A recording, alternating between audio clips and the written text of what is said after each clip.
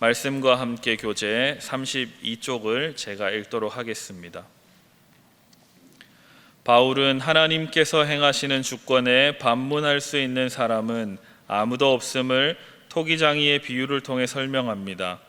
지음을 받은 물건이 지은 자에게 왜 이렇게 만들었는지에 대해서 반문할 수 없듯이 하나님께서 유대인을 부르심과 같이 이방인을 구원의 백성으로 부르신 것에 대하여는 아무 반문할 수 없는 법입니다.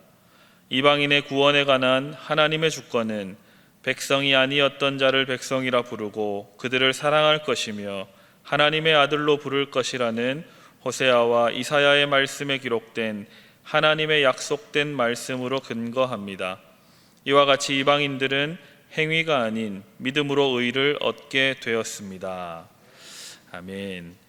오늘 우리가 읽은 로마서 9장 후반부를 통해서 하나님께서 주시는 기도 제목 두 가지를 함께 생각해 보도록 하겠습니다. 먼저 우리 첫 번째로 기도할 제목은 전능하신 하나님께서 세상 만물을 통치하심을 믿으며 사는 복된 인생 되게 해 주십시오 라고 기도해야 합니다. 전능하신 하나님께서 이 온 세상 만물을 통치하고 다스리심을 믿으며 사는 그러한 성도 되게 해달라고 우리 오늘 기도하겠습니다. 우리는 때때로 하나님께서 이 세상을 다스리시는 분이 맞는가 의심될 때가 종종 있습니다. 그런 순간은 주로 우리가 고난과 슬픔을 경험할 때 찾아옵니다. 우리 인생이 아주 잘 풀리고 하는 일마다 잘 되고 계획한 것 이상의 성취와 만족이 있을 때는 이러한 생각이 들지 않고 오히려 하나님께 대한 감사가 절로 나옵니다. 역시 하나님은 살아계시는 주님이시구나 라는 이런 고백과 기쁨, 찬송이 저절로 우리의 입술을 통해서 터져 나옵니다. 하지만 그 반대의 경우를 살펴보면 우리 마음에는 의심과 질문이 생겨납니다. 과연 하나님은 살아계시는 걸까? 하나님은 전능하신 여호와가 맞는가? 하나님께서는 나의 탄식 소리와 간구를 들으시기는 하는 건가? 이런 의심과 질문이 거침없이 우리의 마음 가운데 우리를 참 답답하고 불편하게 만들 때가 있습니다. 우리는 연약한 인간인지라 누구나 고난과 슬픔을 겪게 되면 하나님께서 왜 나에게 이러한 시련을 주실까? 우리는 본능적으로 묻게 됩니다. 왜 하나님을 잘 믿는 우리에게, 잘 믿으려고 이제 마음 먹어 살아가고 있는 나에게 왜 내 인생을 지금부터 승승장구하게 하지 않으실까? 이렇게 하나님 앞에 나아가 물을 수밖에 없습니다. 오늘 본문 19절도 묻습니다. 하나님 어찌하여 나에게 벌을 주십니까? 하나님 왜 우리를 힘들게 하십니까? 그런 질문 앞에 사도 바울이 대답을 합니다. 오늘 우리가 함께 읽었던 로마서 9장 20절을 다시 한번 읽어보도록 하겠습니다. 9장 20절 말씀 다시 읽습니다. 시작. 이 사람아, 내가 누구이기에 감히 하나님께 반문하느냐? 지음을 받은 물건이 지은 자에게 어찌 나를 이같이 만들었느냐 말하겠느냐. 아멘. 참 단호하고도 무서운 말 아닙니까? 그리고 나서 이 말을 바울이 한 뒤에 구약의 예레미야라는 예언자가 했던 그 말씀인 토기장이의 비유를 인용하면서 하나님의 주인 되심을 재차 말씀합니다. 무슨 말이냐면 토기장이가 토기를 자기 뜻대로 만들 권한이 있지 않느냐라는 이야기입니다. 토기장이가 그 토기의 모양을 자기 마음대로 빚을 권리가 토기를 만드는 그 토기장이에게 있는 것이다 라고 말하는 거죠. 그리고 만든 그 토기를 토기장이의 목적대로 용도대로 사용할 수 있는 권리도 토기장이에게 있는 것이다 라고 이야기하는 겁니다. 마치 그런 것처럼 토기장이 되신 하나님께서 진흙과 같은 우리를 당신의 뜻에 따라 빚으시고 사용하실 수 있다는 말씀입니다. 맞습니까, 여러분? 맞나요? 전능하신 하나님은 우리가 잘 아는 대로 온 세상 만물을 다 창조하시고 다스리시는 주관자이신데 피조물 가운데 하나인 우리를 당신의 뜻대로 좌지우지할 수 있는 것 맞습니다. 하나님이 우리의 주인이시자 우리를 만드신 창조주 되시기 때문에 우리를 하나님의 뜻대로 사용하실 수 있는 권리가 하나님께 있는 것이 참 맞는 말씀입니다. 그래서 우리는 하나님의 통치와 다스리심 앞에 이 연약하고 작은 존재인 우리는 이래라 저래라 왈가왈부할 수 없는 거죠. 바울의 주장이 이런 내용입니다. 어떻게 우리가 바울의 이 주장에 부인할 수 없는 참 사실입니다. 자신들이 선택된 구원 백성이라고 여겼던 유대인들에게는 이제 이방인들도 예수 이름을 믿기만 하면 구원을 받는다는 사실이 전해졌습니다. 그런데 지금까지는 그렇지 않았는데 예수 이름만 믿으면 구원받는다는 이 사실이 참 어색하고 이 유대인들에게는 받아들이기 힘든 어떤 말씀, 그런 일이었습니다. 그런데 오늘 바울은 유대인이든 이방인이든 예수 이름을 믿고 구원받은 모든 자들은 창조주 하나님의 다스리심 안에 있다라고 말씀합니다. 이것도 받아들이기가 너무나 힘든데 심지어 구약시대 때 그 애굽의 이집트의 바로 왕의 그런 어떤 강력한 악을 행하는 대적자, 그 사람도 율법을 따라 행하지도 않고 오직 악을 행했던 자도 하나님의 뜻과 계획하심에 따라 사용된 것이라고까지 말씀합니다. 정말 받아들이기 힘든 말입니다. 그런데 오늘 말씀을 하나님의 말씀으로 우리가 받자면 전능하신 하나님께서는 우리의 이해를 초월해서 오직 하나님의 계획과 방식으로 마치 토기장이가 토기를 자신의 계획대로 빚고 또 만들어진 토기를 자신의 뜻과 용도대로 사용하는 것처럼 하나님은 그러한 방식으로 이 세상의 모든 피조물들을 당신의 계획과 뜻대로 사용하시고 다스리시는 전능하신 하나님이신 줄 믿습니다. 여러분 믿으시죠? 아멘. 그래서 우리는 이 전능하신 하나님의 뜻과 계획을 다 알 수가 없습니다. 이 말씀을 읽으면서 제 스스로를 한번 돌아보았습니다. 목사인 저는 이 시대를 하나님의 말씀에 비추어 해석해내고 오늘 우리를 향한 하나님의 뜻을 잘 적용해내서 말씀을 듣는 성도들을 하나님께로 온전히 인도해내야 함에도 불구하고 그렇게 하지 못할 때가 너무나 많이 있습니다. 아니 어쩌면 거의 전부 그러지 못합니다. 예를 들면 이런 것이죠. 코로나19 바이러스가 왜 이렇게 계속 일어나고 있는지, 심지어 주일 예배를 드리는 예배당에서 확진자가 왜 발생하고 있는지, 그뿐만 아니라 남북 관계는 왜 이렇게도 복잡하고 평화 통일의 길은 멀고도 험한지, 무려 70년이나 분단된 이 나라가 하나가 되는 것이 왜 이렇게 어려운 일인지, 이러한 시대 상황들 앞에 어떻게 하나님의 말씀을 구체적으로 해석해내고 적용해서 성도들과 함께 하나님의 뜻 가운데 서야 할지 앞이 보이지 않을 때가 대부분입니다. 그래서 막연한 하나님의 복만을 빌어주고 별 근거 없는 희망만을 선포하는 마치 거짓 예언자처럼 스스로가 느껴질 때가 많이 있습니다. 하지만 분명한 것은 오늘 말씀에 의지하자면 토기장이신 하나님은 긍휼의 그릇도 빚으시고 진노의 그릇도 빚으시는 분이라는 겁니다. 귀하게 쓰는 그릇도 만드시고 천하게 쓰이는 그릇도 만드시는 하나님이시라는 겁니다. 우리는 그 그릇 가운데 하나일 뿐입니다. 그래서 그릇이 토기장이에게 나를 왜 이 모양으로 만들었느냐라고 할 수 없습니다. 다만 오늘 본문의 말씀으로부터 우리가 확신할 수 있는 것은 그릇과 같은 우리는 나를 만들어주신 토기장이 하나님 손에 반드시 들리게 되고 사용된다는 겁니다. 함부로 사용되는 것이 아니라 하나님의 철저한 계획과 섭리 가운데 그 목적에 따라 우리가 사용된다라는 사실이 바로 오늘 말씀이 이야기하고 있는 진리의 말씀입니다. 이러한 하나님의 통치와 사용하심을 신뢰하는 자는 주어진 삶을 평안과 기쁨으로 살아갈 수 있게 됩니다. 기쁨이 찾아오면 그 기쁨을 함께 누리게 되고, 때때로 슬픔과 고난이 찾아와도 하나님께서 나를 빚어가고 계시는구나 라고 믿음으로 그 고난의 때를 지나가게 되는 것입니다.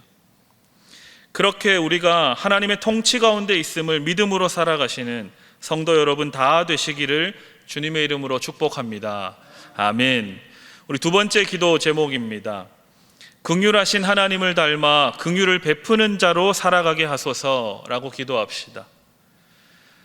자비가 많으신 긍휼하신 하나님을 닮아서 우리 또한 긍휼을 베푸는 성도 되게 해 주십시오라고 기도하도록 하겠습니다. 앞서서 토기장이신 하나님께서 다스리신다고 말씀드렸습니다. 그런데 성경이 기록된 시절, 고대 근동 세계를 한번 살펴보면 이 고대 옛날 사람들이 믿었던 신들, 그리고 신약 시대 때 이방의 모든 우상 신들은 전지전능하고 무소불위의 힘을 갖고 있는 신이라고 여겨졌습니다. 그래서 사람들이 그 우상 앞에 가서 절도 하고 우상 앞에 제물도 드리기도 하고 우상을 놓고 화려한 제사를 지내기도 했던 겁니다. 그래서 그러한 신들 앞에는 머리를 조아리고 그 신들의 긍휼히 여겨주심을 바랄 수밖에 없었습니다.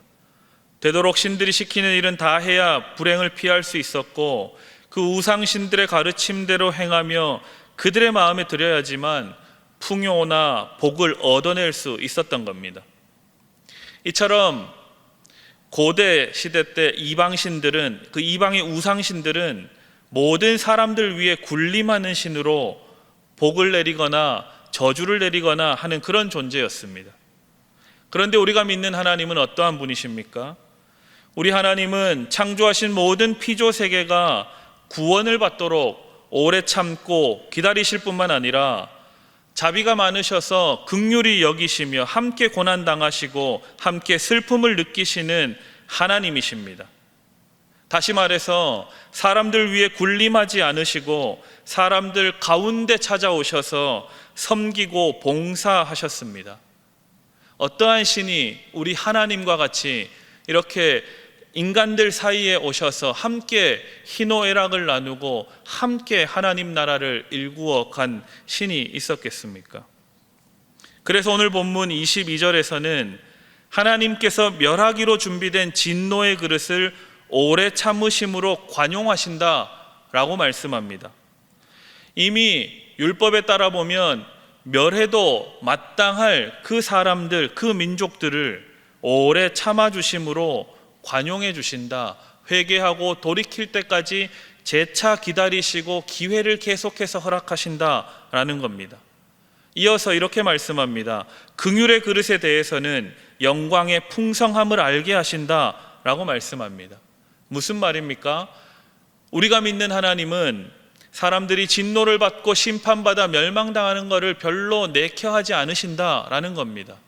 오히려 긍휼의 그릇, 서로 아끼고 자비를 베풀고 돕는 그러한 존재들과 민족들 사이에서는 하나님 영광의 풍성함을 더 알도록 해주신다라고 말씀하고 있는 겁니다.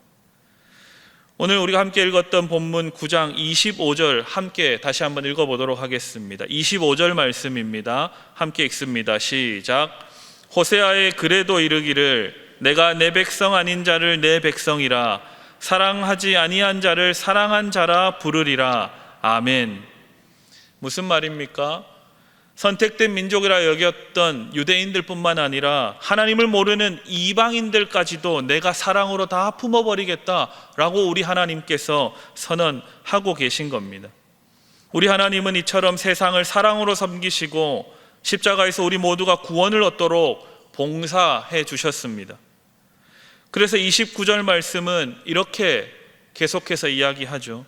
이사야가 미리 말한 바 만일 만군의 주께서 우리에게 씨를 남겨두지 아니하셨더라면 우리가 소돔과 같이 되고 고모라와 같았으리로다 함과 같으니라 라고 말씀합니다. 소돔과 고모라 의인 몇 사람이 없어서 멸망당한 도시였습니다. 그런데 우리 하나님께서는 우리에게 우리가 다 멸망당해도 마땅한 죄 가운데 있을지라도 피할 길을 내시고 구원의 여지를 남겨두셨다라고 하나님의 긍휼하심에 대해서 이야기하고 있는 겁니다. 사도 바울이 계속해서 이런 이야기를 하는 이유는 자신의 동족 유대인의 수가 바다의 모래처럼 많아도 구원받는 자가 적다라는 사실을 깨달았기 때문에 그렇습니다. 사도 바울은 이방인을 위한 사도로 부름받아서 이방 선교에 열심을 다했던 사람이었습니다. 그런데 자기 동족이었던 유대교 전통에 아주 신실했던 자기 민족들, 이 예수 그리스도를 구주로 받아들이지 않았기 때문에 구원받지 못한다는 사실을 깨닫게 되자 그 마음이 너무나 고통스럽고 아팠던 겁니다. 그래서 하나님이 우리에게 끊임없이 구원의 여지를 남겨두시고 피할 길을 내주시니 제발 예수를 믿음으로 말미암아 구원받는 이 은혜와 영광을 누리라 라고 계속해서 탄식하며 간구하고 있는 겁니다. 이러한 동족들의 현실에 안타까워하며 하나님이 얼마나 긍휼이 많으신 분인지를, 사랑이 많으신 분인지를 전하는 것을 포기하지 않습니다. 뿐만 아니라 사도 바울 본인 자신도 점점 예수 그리스도의 그 복음을 믿는 믿음의 횟수가 이어져 가면 갈수록 처음에 혈기왕성했던 그 모습과는 달리 점점 안정되고 깊이가 깊어진 사람으로, 긍휼이 많은 자로 복음 전도자의 삶을 죽을 때까지 살아가게 됩니다. 이로 인해서 바울이 쓴 수많은 편지들이 초대교회 성도들에게 읽혀지게 되었습니다. 돌려가면서 편지를 회람합니다. 사도 바울이 각 교회마다 쓴 편지들을 그렇게 함께 성도들이 읽으면서 예수 그리스도의 그 복음의 은혜를 점점 깨달아 알게 되는 겁니다. 이를 통해서 복음이 이방인들을 비롯해서 동족 유대인들에게까지도 전해져서 많은 유대인들이 구원에 이르게 되었습니다. 이뿐만 아닙니다. 이 바울의 편지를 기초로 예수님의 제자들인 사도들의 공동체가 예수님의 행적과 하신 말씀을 중심으로 한 복음서를 그 이후에 기록하게 된 겁니다. 오늘 우리가 읽고 있던 이 신약성경 앞부분에 위치한 그 복음서가 바로 사도 바울의 서신서가 나온 이후에 기록된 것입니다. 그래서 오늘날 우리들의 손에까지 이 성경 말씀이 들려져서 읽혀지게 되었고, 오늘 우리까지도 예수 그리스도의 복음을 깨닫게 되고 이로 말미암아 구원을 얻는 은혜에 이르게 된 줄 믿습니다. 이 사도 바울 한 사람이 그 긍휼한 마음으로 애타는 사랑으로 수고하고 복음을 위해 애쓴 일이 이렇게 크고 놀라운 결과로 드러나게 된 겁니다. 사도 바울이 알았을까요? 아마 몰랐을 겁니다. 자신은 그저 예수님을 만나 복음을 알게 되고 구원받은 감격에 그 복음을 계속 전하는 삶을 평생 살았더니 수천 년이 지나서 오늘에 이르기까지 수많은 사람들이 그리스도의 복음을 깨달아 알게 되고 이로 말미암아 구원을 얻게 되는 놀라운 그 믿음의 열매를 맺게 된 것입니다. 오늘 우리도 하나님의 긍휼하심을 본받아 긍휼을 베푸는 자의 삶을 살아갈 때, 나에게 맡기신 삶을 하나님이 나에게 주신 것이라고 여기면서 살아갈 때 하나님께서 우리를 통해 큰 역사 이루게 하실 줄 믿습니다. 긍휼을 베푸는 성도들 다 되시기를 주님의 이름으로 축복합니다. 아멘. 우리 오늘 말씀의 교훈을 생각하며 함께 기도하겠습니다. 우리 첫 번째로는 전능하신 하나님께서 세상을 다스리심을 믿는 복된 삶을 살게 해 주십시오 라고 기도하시고, 두 번째로는 하나님의 선하심과 긍휼하심을 닮아 자비를 베푸는 자 되게 해 주십시오 라고 기도하시고, 우리 마지막으로는 이 코로나19의 상황에 지혜롭게 하나님을 예배하는 우리 신일교회 되게 해주시고, 또 내일 있을 주일 예배를 통해서 하나님께서 주시는 은혜 가운데 믿음의 결단과 또 하나님을 닮아가는 일들이 일어나게 해달라고, 또 말씀 전하시는 우리 위임 목사님을 위해서 이 시간 또 각자의 기도 제목을 위해서 우리 다 같이 기도하시겠습니다. 주여 믿습니다. 주여 믿습니다. 주여 믿습니다.